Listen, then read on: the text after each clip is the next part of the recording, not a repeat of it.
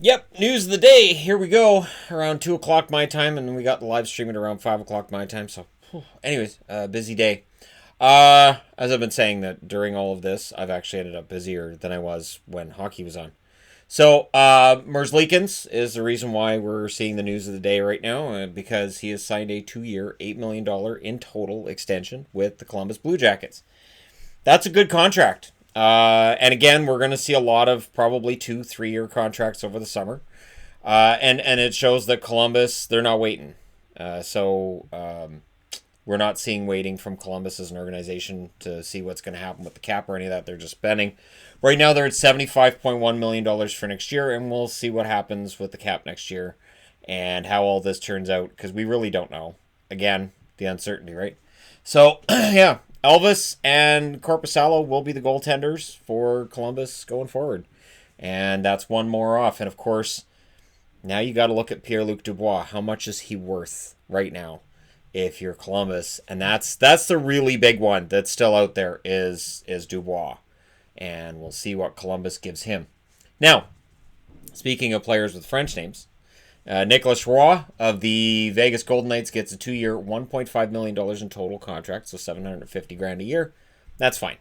Again, these contracts are easier to get negotiated right now. The ones that are of the lower value, the ones where guys looking for around $700,000, $800,000, it's easier to get that done. The big contracts, your Taylor Halls and whatnot, and Torrey Krugs, those are probably going to have to wait. Although, again, Merzlikins being signed, that just is brilliant. I mean, sure, you could say, well, there's some risk to that depending on what happens with the cap, but honestly, $4 million a year for Merzlikins for what he did this year, that's pretty solid. So, Raw being re-signed by Vegas. Vegas does a pretty good job of taking care of its own. They do a pretty good job of keeping players around. We do focus on guys who come and go a little bit, but in general, they've done a good job in putting together a roster and keeping most of it together. So, there you go. Now, NHL news. When asked about how they would do a draft before you have the season officially done, and I know people are like, oh, they're going to cancel. Well, they haven't. And they're still talking about it, so for people who get kind of twitchy's coming. Apparently, points percentage might be how they decide where people draft, where the draft picks are. So if you're a Vancouver fan, you got to kind of do a fist pump a little bit, because that means it'll be a lower draft pick going to New Jersey. As the draft pick that they traded for JT Miller. That draft pick would then go to New Jersey, and it would likely be 17th or 18th, somewhere around there. So it's better than what it could have been, and it means that next year, if Vancouver falls apart, their first round draft pick is still theirs. The big danger would be, of course, that they'd have a high draft pick this year going, and then keeping their own draft pick, which is like 14th or 13th, and then next year the Canucks go on a complete, tear in the wrong direction. They end up at the bottom of the league, and it's a number one draft pick going. Look at what happened with San Jose. It can happen. So I really hope that draft pick ends up going to New Jersey this year, because I'd hate to see something happen next year where, hey, New Jersey just got the number one draft pick because of Vancouver. No thanks. No. So points percentage, that would be okay, although there will be fans who get upset. There will be players who may not like it, and there may be general managers who don't like it. The draft was supposed to be getting pushed back. So for them, it was like, okay, that's on the back burner. We don't need to worry about that right now. Oh, wait, we may have the draft in less than 2 months. All right, so we do have to worry about it. Wait, what? Why? How? So the summer restart could be in 4 different cities.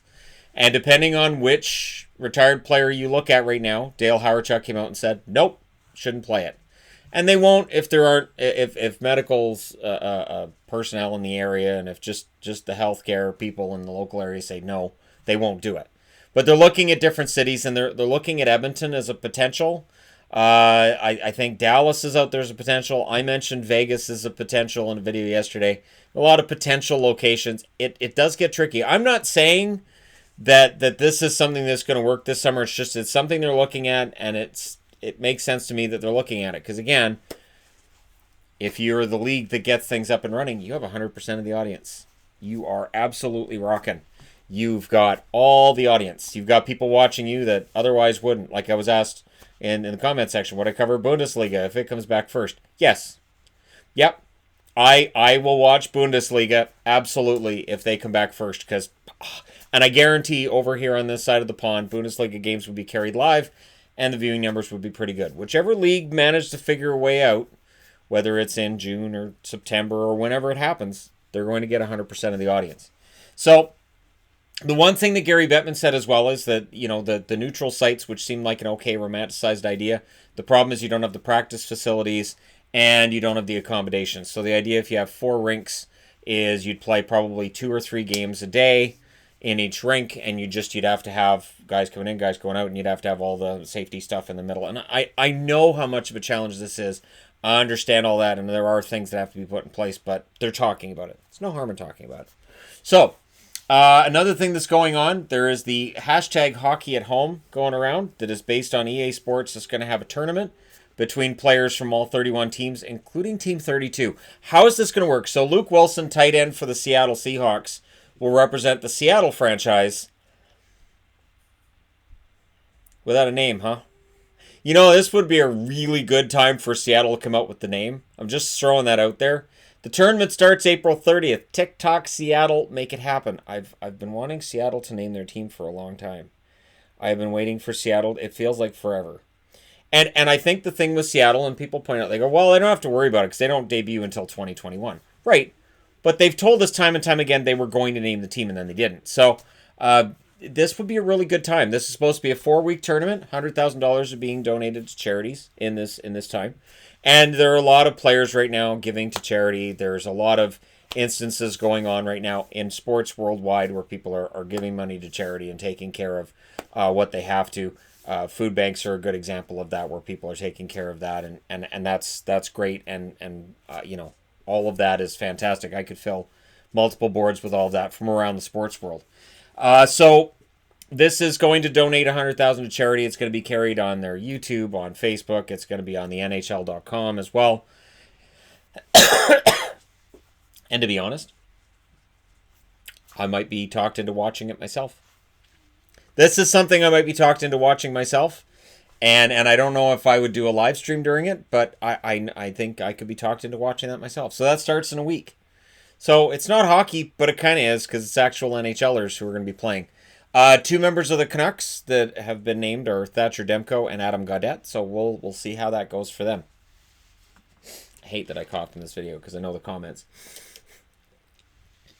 I'm wolfing down food in between videos, so... Anyways, because I don't have time to eat later because we're doing a live stream again for the NFL draft. So keep her going. Dance, monkey, dance. It's one of those dance, monkey, dance kind of days. All right, now, Canuck news. They interviewed Markstrom about his upcoming contract. He's not overly worried. Of course, in this current environment, there are other things to be concerned with. Any player that comes out right now, I'm really concerned about my contract. Maybe hold off on that. But what Markstrom's saying, and I like this, is that he's not thinking of whether or not he'd leave Vancouver. He wants to stay in Vancouver. And I'm going to throw this out there. I know there are Canuck fans that believe that, and I know it's a minority. I believe it's a minority of Canuck fans that are saying, well, we can let Markstrom go. No. We've waited a long time to have a really good starting goaltender in the NHL. And Markstrom has become a very good starting goaltender in the NHL. Honestly, very, very good goaltender. Thatcher Demko could develop into a really, really good starting goaltender. He's not there yet. And the trick with young goaltenders is sometimes they become that top-notch, top 10 starting goaltender, and it could be Demko, but we don't know right now.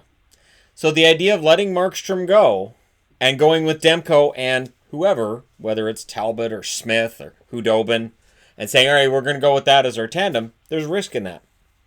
And the Canucks need to show more upward momentum next year. The worst thing that could happen to the Canucks is they let Markstrom go, Demko's not ready, and this team absolutely crashes out of the playoffs. The only reason Vancouver has been in a playoff spot during parts of the season is Markstrom.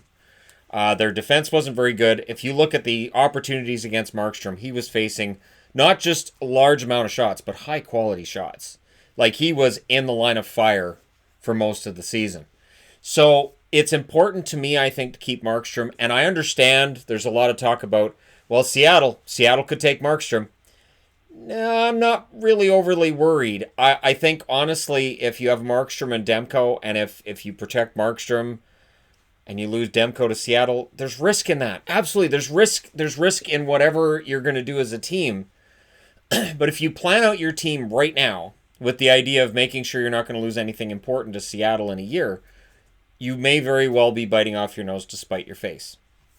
It is very, very important right now in Vancouver, in my eyes, to start building up, not just to being respectable. Okay, we're good now. We got the respectable part down. Now it's time to build up to being a playoff team. You've got Quinn Hughes, you've got Elias Pettersson, you've got Besser, you've got Podkolzin coming over next year. You need to keep Markstrom. So I don't think worrying about Seattle right now makes a lot of sense. I know there's general managers that might be, and I know we as fans are going to, but if you're Benning, you don't need to worry about Seattle right now. You don't. Give Markstrom 4 years at, I don't know, $6 million a year, something along those lines. Look at what Merzlikins got, $4 million a year. Go to Markstrom and say, all right, Merzlikins is worth this. Binnington got this. We'll offer you this. And it may very well be a similar number to what Binnington and Merzlikins get. And Canuck fans may come out on the other end skipping and jumping for joy.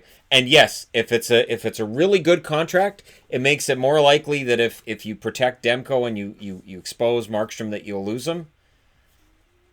But again, you're going to lose a good player to Seattle anyways. And in between now and then, wouldn't it be nice if the Canucks were actually really good this coming season and they were legit the best team in their division, and Markstrom didn't have to be a hero, but when he was a hero, he was pretty good at it?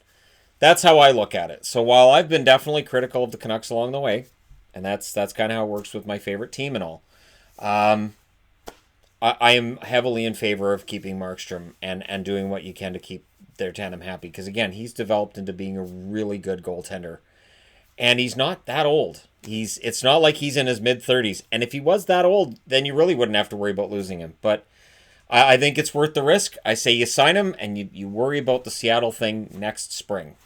And we'll see what happens then. Let me know your thoughts in the comment section below. As always, don't forget to hit like and subscribe. If you're browsing your way through, you just happened upon this video. And remember, stay home if you can. Stay safe when you can't. And hey, thank you guys so much for watching, for all your support. It means a ton, especially during times like this. And I will talk to you again very soon. On The Entertainment Guy, I'll be talking in less than 3 hours.